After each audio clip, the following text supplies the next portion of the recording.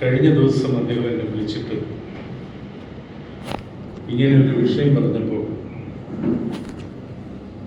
എനിക്കറിയാവുന്ന എല്ലാ അടവുകളും ഉപയോഗിച്ച് ഒഴിയാൻ നോക്കിയതാണ്. ഒഴിയുക എന്ന് പറയുന്നത് ഒരു അടവാണ്. പക്ഷെ എനിക്ക് അടവ് അത്ര വശമല്ലാത്തതുകൊണ്ടാണ് അത് അദ്ദേഹത്തിൻ്റെ മുന്നിൽ അതൊന്നും ചെലവാകാത്തതുകൊണ്ടാണോ എനിക്കിന്ന് ഇപ്പോൾ ഇവിടെ നിൽക്കേണ്ടി വന്നിരിക്കുന്നു. നമ്മുടെ വിഷയം ജനങ്ങളിൽ നിന്ന് IAS-കാർ അകലെയോ അരികിലോ, അങ്ങനെ അല്ലായിരുന്നു അദ്ദേഹം പറഞ്ഞു വന്നപ്പോൾ. കാരണം വർത്തമാനകാല സജീവ സ്വഭാവമുള്ള വിഷയങ്ങൾ ചർച്ച ചെയ്യുന്ന ഒരു വേദിയാണിത്.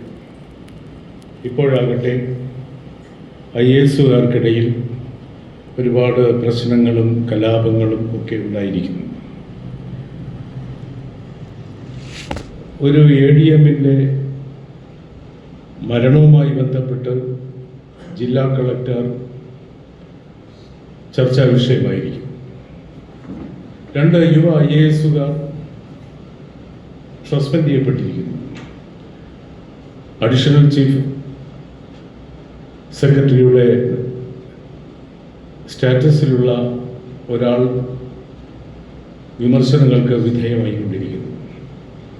ഈ ഒരു സാഹചര്യത്തിൽ അതിനെക്കുറിച്ചൊക്കെ ചർച്ച ചെയ്താലോ എന്നാണ് അദ്ദേഹം ചോദിച്ചത്. സത്യത്തിൽ എൻ്റെ അഭിപ്രായം അതൊന്നും ശരിക്കും പൊതുവേദികൾ ചർച്ച ചെയ്യേണ്ട വിഷയമേ അല്ല.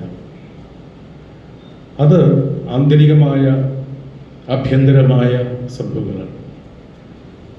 അപ്പോഴാണ് ഇങ്ങനെ ഒരു വിഷയം രൂപപ്പെട്ടത്. കാരണം IAS-കാരെന്ന് പറയുന്നത് ഭരണകർത്താക്കളാണ്. ഭരണ തലത്തിൽ നിൽക്കുന്നവരാണ്. നമ്മളുടെ ജനാധിപത്യ വ്യവസ്ഥിതിയുടെ പില്ലറുകൾ എന്ന് വിശേഷിപ്പിക്കുന്ന ലെജിസ്ലേച്ചറും ജുഡീഷ്യറിയും പോലെ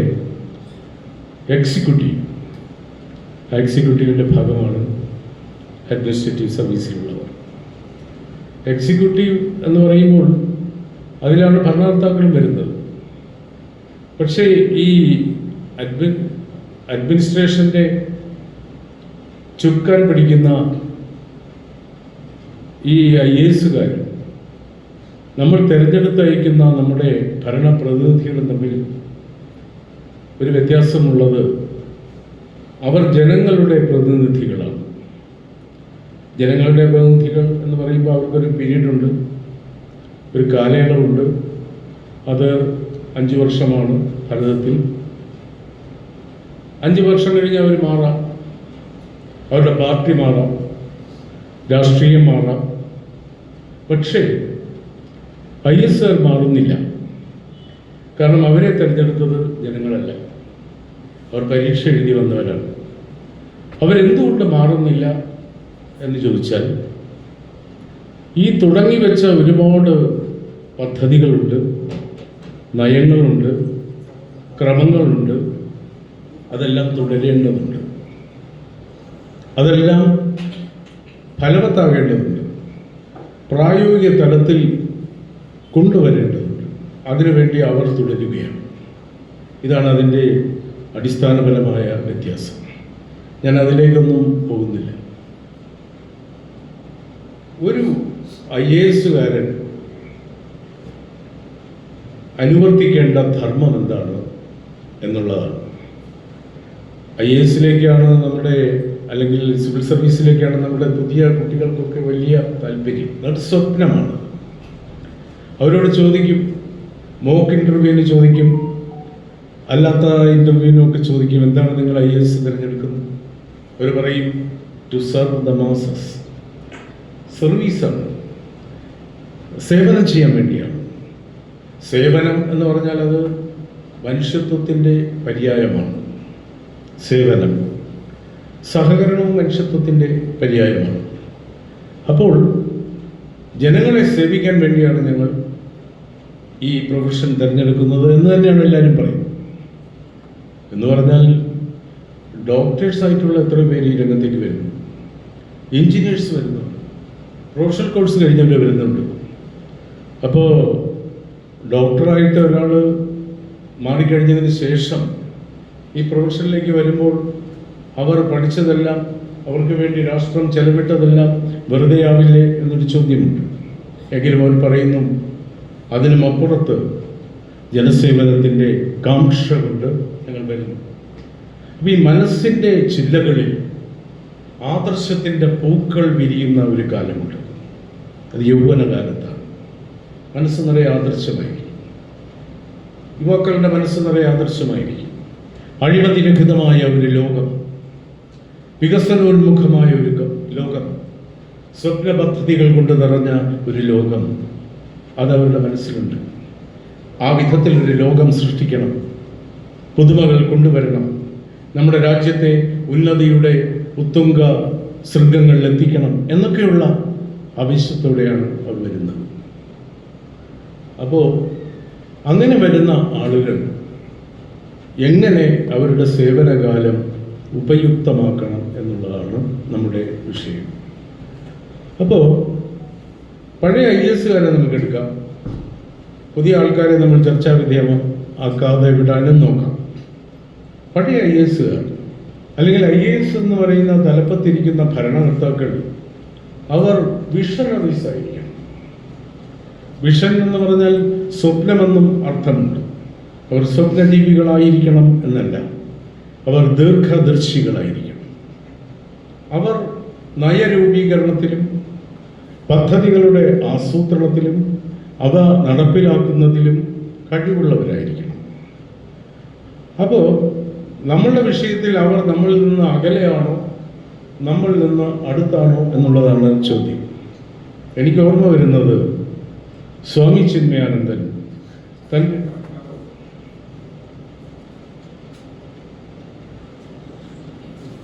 തൻ്റെ ഒരു പ്രഭാഷണത്തിൽ സ്വാമി ചിന്മയാനന്ദൻ പറഞ്ഞു, See, God is farther than the farthest. God is farther than the farthest.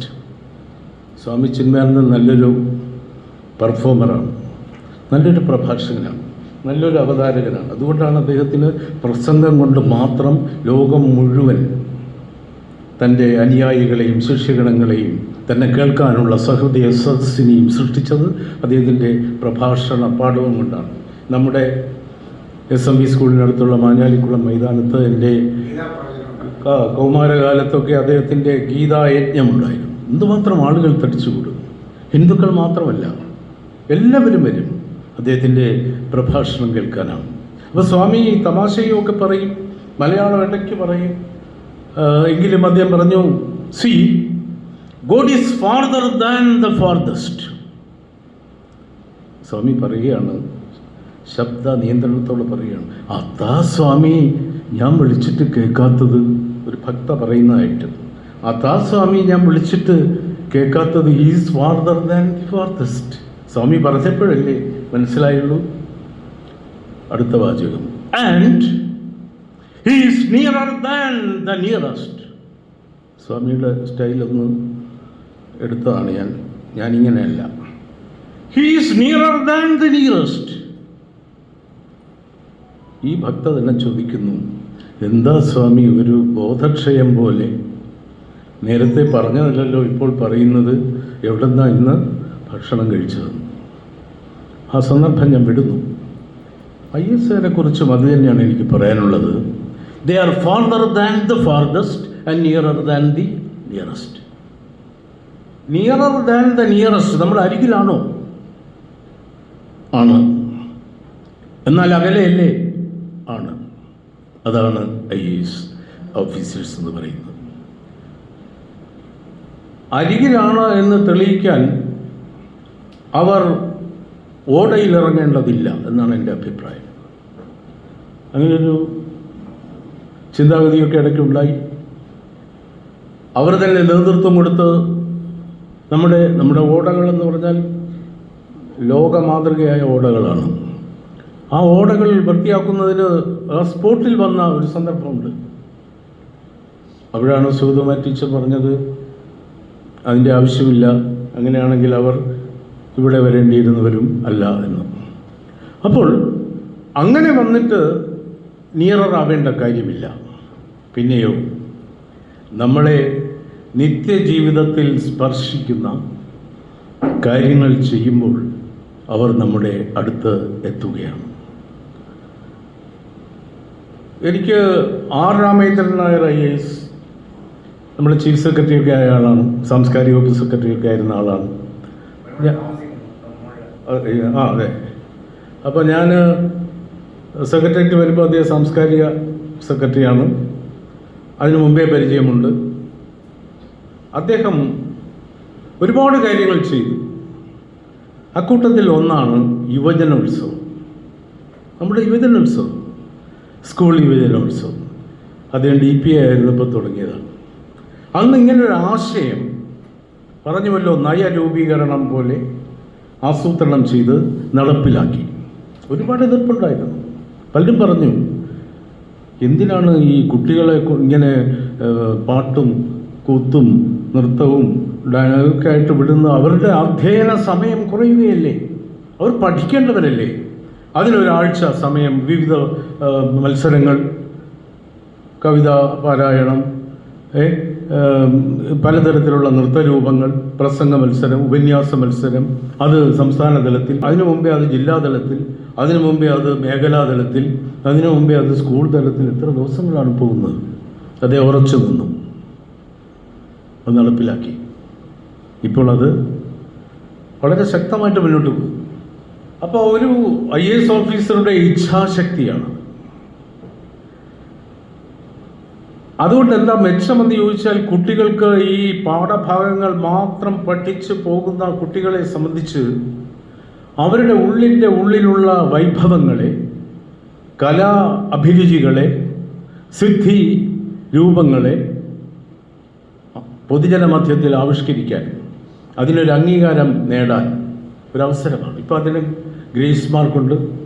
അങ്ങനെ കലാതിലകമായവർ, കലാപ്രതിഭയായവർ, അവർക്ക് അവസരങ്ങളുണ്ട്. ഒരു സിനിമയിൽ വരെ വരുന്നു.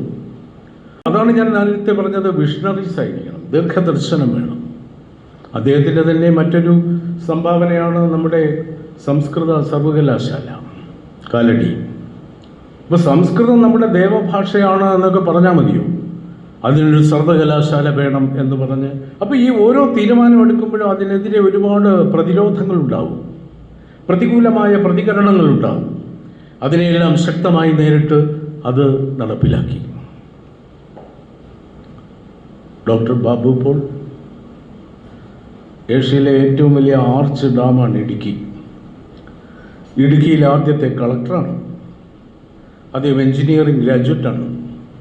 അദ്ദേഹമാണ് ആ പദ്ധതി, അതൊരു സ്വപ്ന പദ്ധതിയാണ്, ജലവൈദ്യുത പദ്ധതി, അത് നടപ്പിലാക്കി അദ്ദേഹം.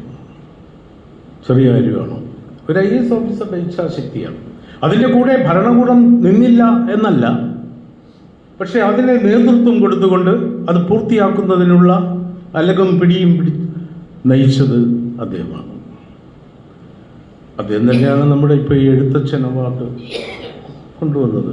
മലയാള ഭാഷയുടെ പിതാവിൻ്റെ പേരിൽ ഭാഷയിൽ എഴുതുന്നവർക്കും അതിൽ സാഹിത്യം കൈകാര്യം ചെയ്യുന്നവർക്കും അതിൻ്റെ ഉന്നതിയിലെത്തുന്നവർക്കും ഒരു അംഗീകാരം, എഴുത്തച്ഛൻ അവാർഡ്. ഇപ്പോൾ ഈ അടുത്ത കാലത്ത് എഴുത്തച്ഛൻ അവാർഡ് ചില തർക്കങ്ങൾക്ക് വിധേയമാകുന്നുണ്ട്. എങ്കിൽ പോലും എഴുത്തച്ഛൻ അവാർഡ് എന്ന് പറയുന്ന അഭിമാനകരമായ ഒരു അവാർഡ് അദ്ദേഹം കൊണ്ടുവന്നു. വല്ലാർപാടം കണ്ടെയ്നർ പദ്ധതി അദ്ദേഹത്തിൻ്റെതാണ്. അദ്ദേഹത്തെ ഞാൻ 90കളിൽ വളരെ സൗഹൃദപരമായി ഇൻ്റർവ്യൂ ചെയ്തിട്ടുണ്ട്. അന്ന് അദ്ദേഹത്തിൻ്റെ മേശപ്പുറത്ത് എപ്പോഴും ഒരു ഫോട്ടോ ഇരിപ്പുണ്ട്, ചെറിയ ഫോട്ടോ. അദ്ദേഹം പറഞ്ഞു, ഞാനത് കണ്ടു. ഞാൻ ചോദിച്ചു, ഈ ഫോട്ടോ? അപ്പോൾ ഒരു സവിശേഷമായ വേഷം ധരിച്ച ഫോട്ടോ ആയതുകൊണ്ടാണ് ഞാൻ ചോദിച്ചത്. എൻ്റെ പിതാവാണ്, എൻ്റെ പിതാവാണ് എൻ്റെ ഗുരു. എൻ്റെ പ്രഭാഷണത്തിലെ ഗുരുവും എൻ്റെ പിതാവാണ്.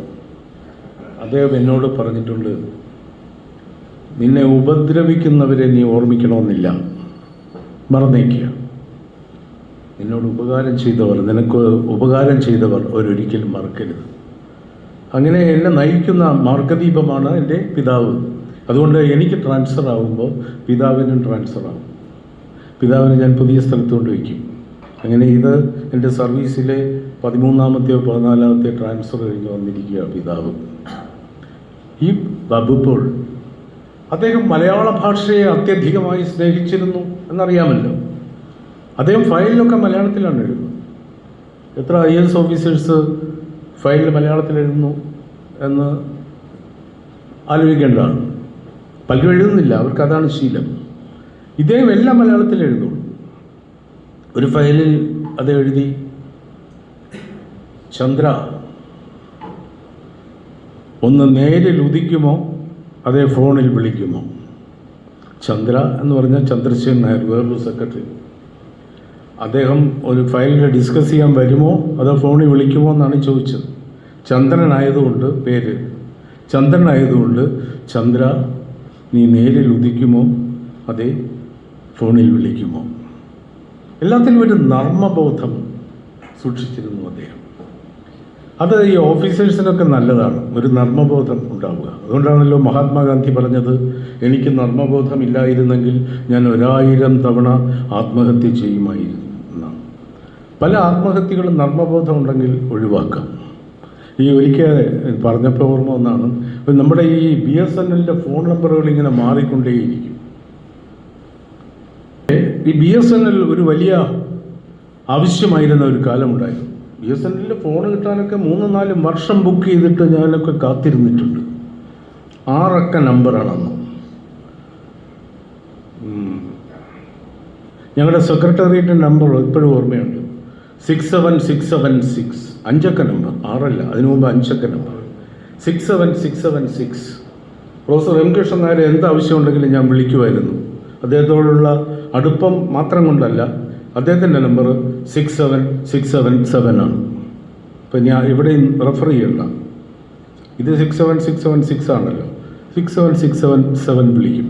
വിളിച്ചാലോ കൃഷ്ണൻ നായർ എന്ന് പറഞ്ഞാണ് അദ്ദേഹം ഫോൺ എടുക്കുന്നത്. എനിക്കത് രസമായിട്ട് തോന്നി. അടുത്ത ദിവസം രാവിലെ എന്നെ ഒരാൾ വിളിച്ചു, സുദർശൻ, സോറി റോങ് നമ്പർ എന്ന്. നമുക്ക് പറഞ്ഞിട്ടില്ല, അയാൾ ഫോൺ വെച്ചത്. അപ്പോൾ ഇങ്ങനെ 5 അക്ക നമ്പറുള്ള സമയത്ത് അതിനെ മാറ്റി 6 അക്ക നമ്പറാക്കി. അപ്പോൾ എല്ലാവരുടെയും നമ്പർ മാറി. ശ്രീ ബാബു പോളിന് അദ്ദേഹത്തിന് കിട്ടിയ നമ്പർ 44 55 44. അന്ന് വൈകുന്നേരം ഒരു മീറ്റിങ്ങിൽ, അന്ന് രാവിലെ നടന്നൊരു സംഭവം അദ്ദേഹം പറയുകയാണ്. BJT ഹാളിലെ ഒരു മീറ്റിങ്ങിൽ നമ്മുടെ നമ്പറൊക്കെ മാറി. എനിക്ക് കിട്ടിയ നമ്പർ കേൾക്കണ്ടേ, 44 55 44. ഞാൻ നോക്കിയപ്പോൾ എൻ്റെ ബോഡി സ്റ്റാറ്റിസ്റ്റിക്സ് ആണത്.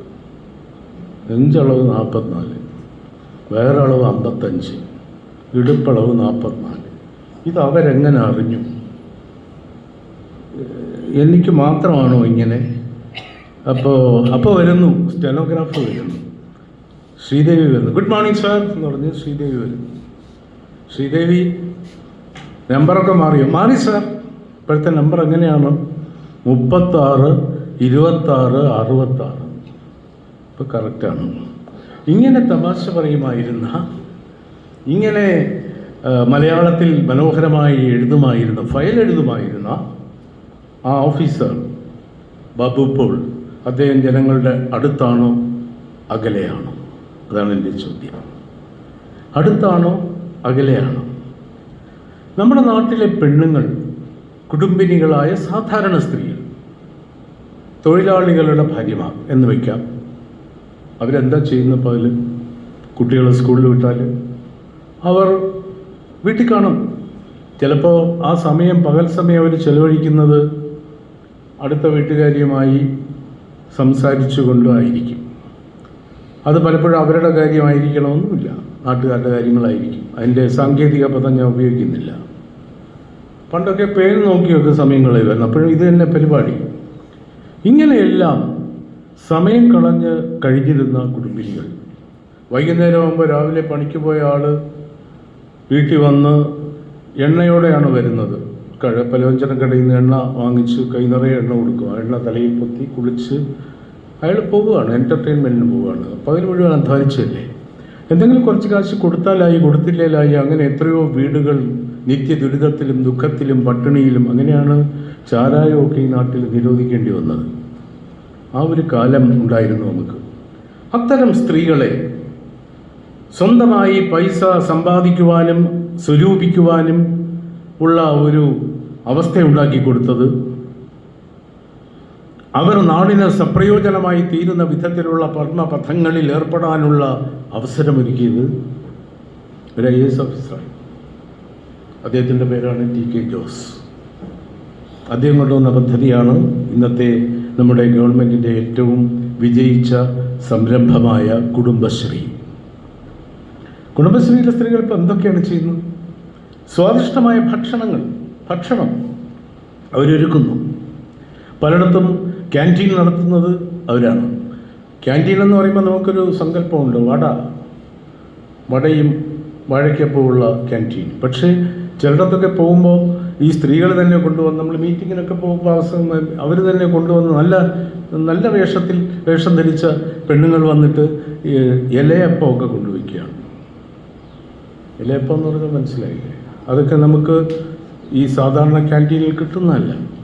ഇലയപ്പം, അതുപോലെ വേറെ ഒരു സാധനം, എന്താണ് അതിന് പറയുക, സുഖിയൻ, മോദകം എന്ന് പറയുന്നത് അല്ലേ. സായിപ്പ് എല്ലാം കണ്ടുപിടിച്ച ആളാണ്, വിമാനം കണ്ടുപിടിച്ച ആളാണ്. പക്ഷേ ഈ മോദകം എടുത്തിട്ട് പുള്ളി കുറേ നേരം വളച്ചും തിരിച്ചും നോക്കിക്കൊണ്ടിരുന്നു. പുള്ളിക്ക് പിടികിട്ടുന്നില്ല ഈ പയറെല്ലാം കൂടെ ഏതിലേ കയറിയെന്ന് പിടികിട്ടുന്നില്ല. അപ്പം ഇങ്ങനെയൊക്കെയുള്ള അവർക്കെല്ലാം മനസ്സിലായി, ആറ്റം ബോംബ് കണ്ടുപിടിച്ചവരാണ്. പക്ഷേ മോദകത്തിൻ്റെ മുമ്പേ അവർ തകർന്നുപോയി. അപ്പോൾ ഈ സ്ത്രീകൾ ഈ രംഗത്തെല്ലാം വന്നത് ഒരു IAS ഓഫീസറുടെ ചിന്തയിൽ നിന്നാണ്. അതുകൊണ്ടാണ് അവരെ വിഷണറീസ് എന്ന് പറയുന്നത്.